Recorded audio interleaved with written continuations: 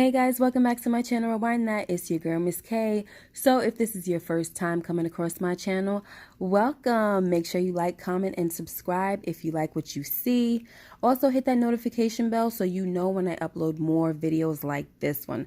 All right, let's get into this video, guys. The Oval, episode number 23, called The Unexpected Guest. Okay, so the episode starts off where it leaves off is normal. So this time we're with Barry and Richard's reaction to Nancy's secret about Picky being her son, all right? So Barry's like, Picky was my brother? We're only a year apart. And Nancy says, I know. So Richard almost looks like he could hardly breathe, all right? So he tells Barry to please leave the room so he could talk to his mom. Barry leaves, and Nancy tells Richard that she is so sorry. Richard says, I was gone for 2 years, and I asked you if you were lonely. All Nancy kept saying was, I know, I'm sorry, I know. So Richard says, tell me everything. That's when Nancy tells him that she had a baby and gave him to her sister. So Richard says, is that why we don't have any savings? Because you've been giving it all to her?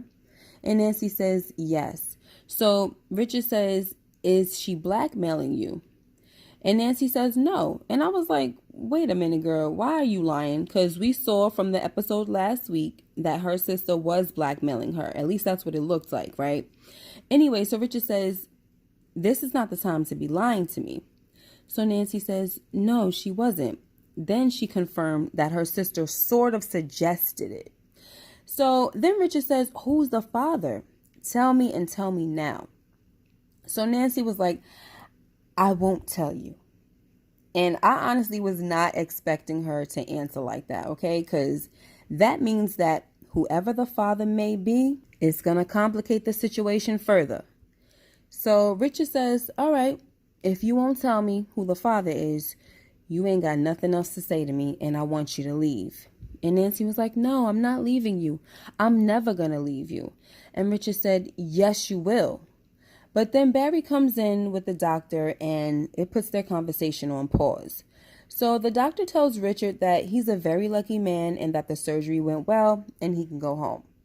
So Richard is just hurt right now, right? He can't even take this as good news because his wife got him feeling like he'd been hit with a freaking bulldozer. So when the doctor leaves, Nancy's like, okay, let's get your things together. And Richard says, no, I want you to get out.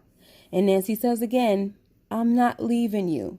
So Barry is awkwardly watching his parents go back and forth. And Richard says, don't you dare make me show my behind in front of my son. But Nancy still ain't trying to leave and says to Richard, you know you need me. And he says, I don't need ish from you. And that's how the scene went. And you know what, guys? That's more soup for the messy pot that they keep cooking up on this show. Anyway, next, Don is at home and he sees a story on the news about a shootout. So just then, Kyle calls to let him know he's outside. He tells Don that the victims of the shootout are Max and Yuma. So Don says, oh, so you did it. So how you gonna spin it? And Kyle tells him that Max and Yuma were both seeing the girl and got into a shootout over her. I know that that's possible, this type of story, but I would have liked a different kind of spin. Anyway, the girl Kyle was referring to was Denise, of course, and he let Don know that he has surveillance videos of Denise coming on to both Max and Yuma. The only problem here for me is that Denise is dead, so what exactly were Max and Yuma fighting over? I don't know, her head? Anyway, that wasn't nice, sorry. Next, Sam comes home, horny, right? And I'm not sure what time it was, but Priscilla wasn't expecting him, okay? So she tells Sam that she's tired and he's like, babe, come on, don't do this to me.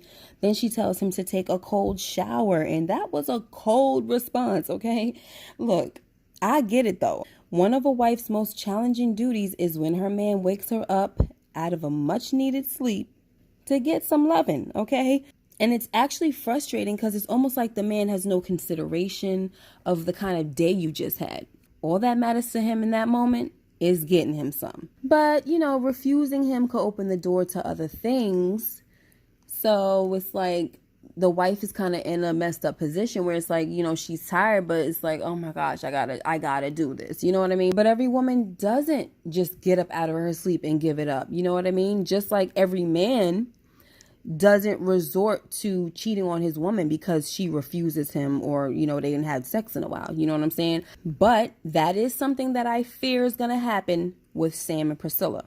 Okay, I feel like Victoria is eventually going to sink her claws right into him, and that will be more soup added to the messy pot, okay? Because right now, the only people missing from the messy pot is Priscilla and Sam. Everybody else is already in there cooking. And I just wish they could leave Sam and Priscilla out of it. But I've been telling y'all, okay?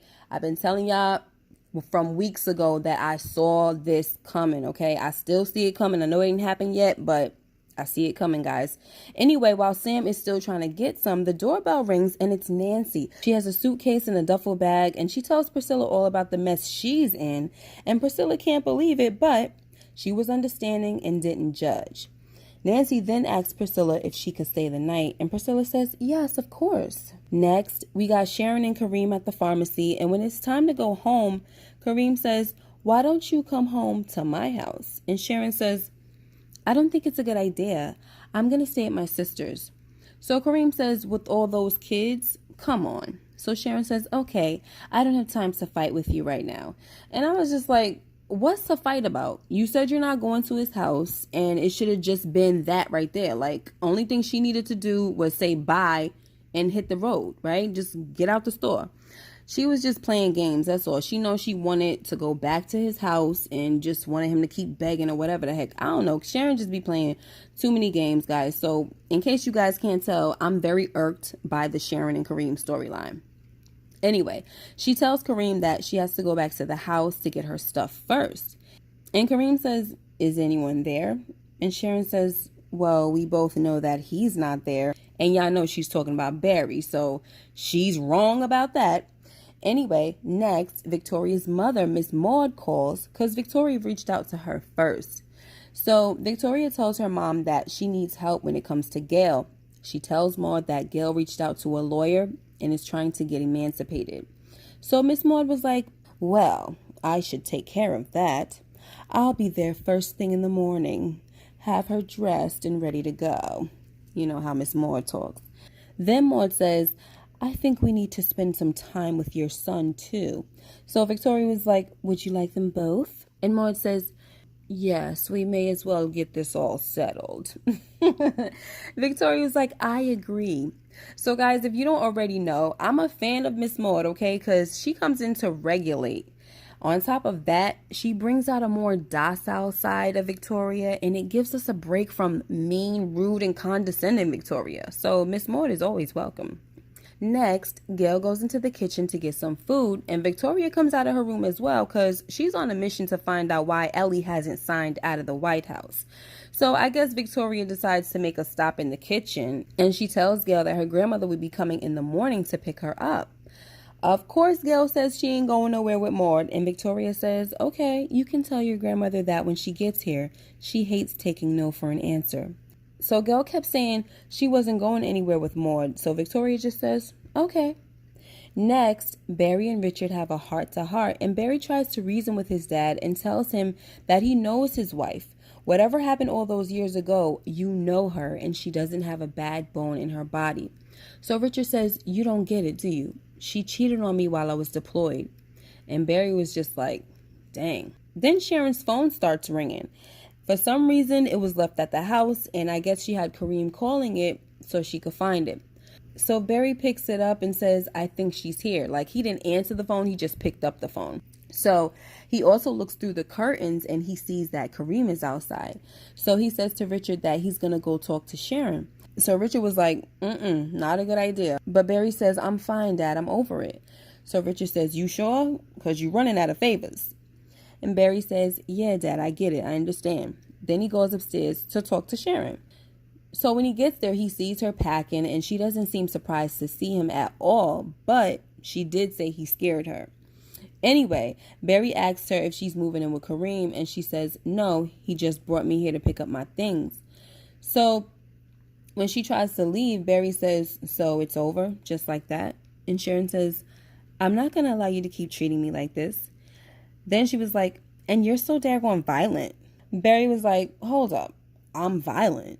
I ain't put my hands on you. Sharon was like, so just because it wasn't me, it makes it okay? And then Barry was like, hold up, why am I defending myself when you was the one screwing this guy on the counter? So Sharon was like, maybe I should just go. So Barry says, okay, go. Then Sharon leaves the room for a second, then turns around and was like, no, you know what?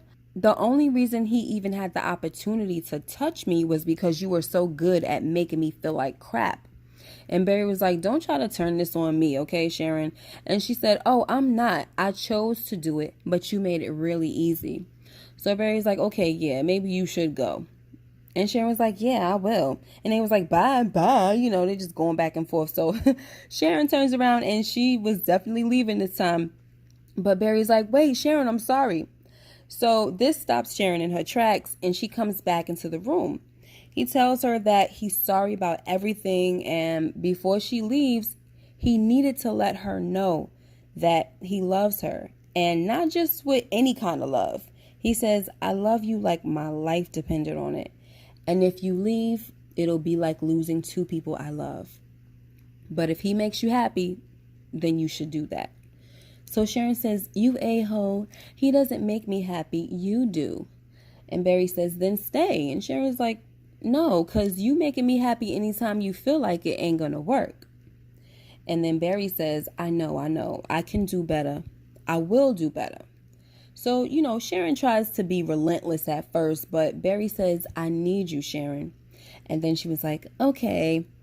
So it kind of seems like, you know, once these guys, both Kareem and Barry, if they keep pressing her and everything, she seems to give in to them. And, you know, she got to get that together, because if she really want to be with Barry, she can't be back around this dude, Kareem, and, you know, let him get into her head and try to make her feel all special or whatever the heck. You know, she got to stand her ground. So I'm not trying to jump ahead, but we really got to see what's going to happen with this girl, because she getting on my nerves with her confused behind. Anyway, so they kiss. And I wouldn't say they made up, but one thing I will say again is that it's just more soup for the messy pods. Before I move on, I do want to mention that it's nice seeing Barry like this. You know, he's not angry and he seems more level-headed, so it was cool. Next, Priscilla is talking with Nancy in the guest room, and Sam is calling her like, babe, babe. So I guess he followed Priscilla's voice when she answered, and he goes into the guest room bucket naked, right? I don't mean to be laughing that loud, guys, but when I saw this part, oh my gosh, I was rolling. So Priscilla was like, Sam. Anyway, Sam covers himself with his towel real quick and runs to his room like, sorry, Nancy. Look, Sam is still trying to get him some tonight, okay? So whatever. Anyway, Priscilla goes to their bedroom and Sam says, why didn't you tell me anyone was here? But honestly, guys, Sam knew somebody was at the door, and as the man of the house, all he had to do was ask who was at the door this late at night, right? Next, Sharon goes outside to tell Kareem that she decided to stay. So Kareem got heated pretty quickly, all right? He asked Sharon what exactly was going on, because he knows she wasn't staying there because Barry's father is sick. So Sharon tells him that he's right, but she's also confused. So Kareem says, Sharon, get out of my car. But Sharon was like, wait, can we talk about this? And Kareem says, get out of my car, and we can't talk about it tomorrow either because you're fired. And she's like, wait a minute, you can't do that. And Kareem was like, yeah, let him take care of you with his drug money. So, look, I'm not surprised, all right, how Kareem responded. I was actually surprised he didn't hit her. And honestly, if she's trying to make things work with Barry, it's best she stopped working at the pharmacy anyway. So Kareem really did Sharon and Barry a favor. But Sharon gonna go back inside and tell Barry that she got fired, but that she's going back tomorrow because she needs the job for her credits. And it's just like, whatever.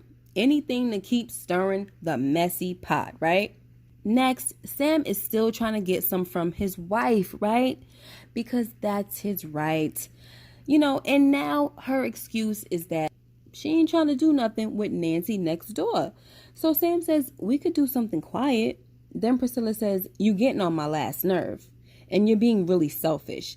Then she flips over, turns her back on him. And it left Sam no choice but to do the same, right? And I honestly felt bad for the guy. Because now that I think of it, Priscilla did promise to take care of Sam that day of the security breach. Remember, she was like, I'll take care of you, baby, because he was saying when he went to go check on her, he was like, I'm going to need you to take care of me when we get home later. And she was like, I will. And so it's looking like she went back on her promise, and that's not cool. All right, and another thing is, I'll say again, yes, it's annoying for your man to be waking you up out of your sleep, to get some, but Nancy had Priscilla wide awake, all right, and talking and all that. And the least she could have done was hooked a brother up before she went back to sleep. I mean, come on, because at this point, it just seems like she's making excuses. Anyway, next, we have a scene with Hunter and Ellie, and all I have to say about this is that I told y'all last week that this girl couldn't be trusted, okay? She tried to act all innocent when Hunter was talking about some senator that she worked for, but then she turned into this teasing seductress, Anyway, more soup for the messy pot, ain't it? But listen to this. Honey thought she was cute and told Hunter that she's going to brief him on her decision to sleep with him. Hunter says, I can't wait. So as Ellie opens the door, thinking she's cute, surprise, surprise, Victoria is waiting outside with a nice smack, okay? Victoria comes in, smacks fire out of Ellie, and drags her behind over to Hunter, okay? Now, that was good for Ellie, okay? To me, she deserves it. And if the slap leaves a mark, I wonder how she's going to explain that to her little boyfriend at home, okay? She busy trying to seduce folks. I kind of feel like she's trying to do like a power move or a power play or some crap like that. She's trying to come in and tease the president and eventually work her way up to do something. You know what I mean? This girl, I'm telling you, she has something in the works, all right? And I don't know if, Victoria done stopped some things or what, how this is going to work out. But, yeah, like I said, the girl is a problem. Anyway, that was the episode, guys. Comment down below and leave your thoughts on the episode. Also, I didn't mention Bobby and Lily once again because there was really nothing there, just sex talk. Right? So anyway, make sure you like, comment, and subscribe if you haven't already. Hit that notification bell so you know when I upload more videos like this one. All right, you guys take care and be blessed, and I'll see you in the next video. Bye-bye.